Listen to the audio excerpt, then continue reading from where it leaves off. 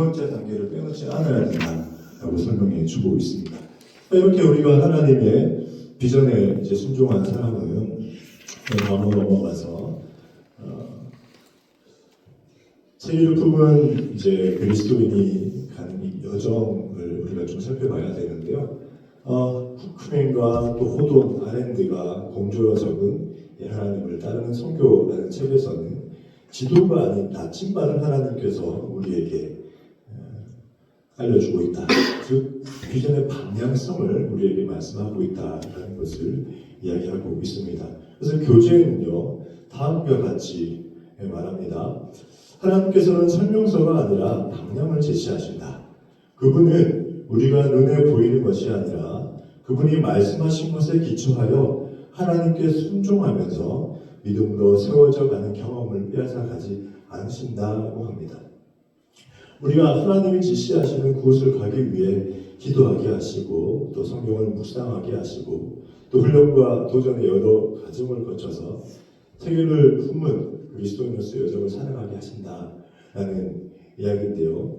그래서 이걸 위해서 우리는 세계를 품은 그리스도의 여정을 실천하는 방법을 알아야 되고요. 또 세계를 품은 그리스도의 여정을 위한 필수 훈련의 과정들을 알고 또 그것을 해 나가야 합니다. 그래서 이 시간에는 좀 세계를 품은 그리스도의 여정을 실천하는 네 가지 방법에 대해서 좀 설명을 드리고자 하는데요. 우리는 세계를 품은 그리스도인의 여정을 실천하기 위해서 먼저는 가는 실천을 해야 합니다. 이 가는 실천을 하는 자들은 우리가 잘 알듯이 직접적으로 이제 선교 현장을 가는 겁니다.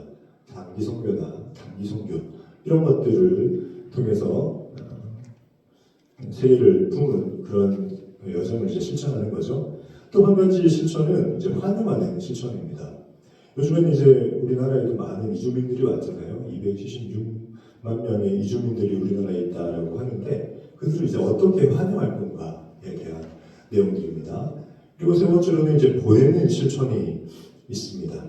가는 사람을 기도와 물질로 후원하는 것, 선교사를 여러 가지 방법으로 후원하는 것을 말하는 것이죠. 그리고 네 번째는 이제 동원하는 실천입니다. 하나님의 비전을 나누어서 모든 그리스도인들이 선교하시는 하나님과 함께 선교하는 삶을 살도록 도전해 주는 것, 이런 실천이 있다라고 이야기하고 있습니다. 우리가 세계를 품은 그리스도인이라면 이 네 가지 실천 중에 한 가지는 속해 있어야 된다라는 것이 우리가 꼭 기억해야 되는 한 부분인 것 같습니다. 그리고 이렇게 우리가 하나님과 협력하는 사람이 되기 위해서 또 되었다면 우리는 사도적인 열정을 가지고 있어야 합니다. 플로이드 맥클랑의 글의 사도의 열정을 보면 사도적 열정을 다음과 같이 정의하고 있습니다. 모든 사람들 안에 그리스도께서 경배받으실 수 있도록 살기로 계획적이고 의도적으로 희생과 고난을 선택하는 것. 이게 이제 사도적 열정을 가진 사람이다라고 이야기를 하는데요. 세상에서 가장 정말 위험한 사람, 또 어떻게 보면 무서운 사람은 하나님의 열정이 나의 열정이 되는 사람이거든요. 우리가 이렇게 사도적 열정을 가진 사람이 될 때 정말 힘있는 선교를 할 수 있을 거다 생각이 듭니다. 그래서 이렇게 우리가 첫 번째 내용에서 하나님과 협력하는 것이 어떤 내용인지 살펴봤고요. 이제 두 번째로는 지역적인 협력을 해야 된다는 내용을 좀 살펴보려고 하는데요. 하나님의 비전이 우리에게 들어오는 것이 이제 하나님과 협력하는 것이었다면 이제 지역적인 협력은 우리가 교회로서 어떤 삶을 사는가, 어떤 삶을 살아야 하는가에 대한 내용입니다. 자, 그래서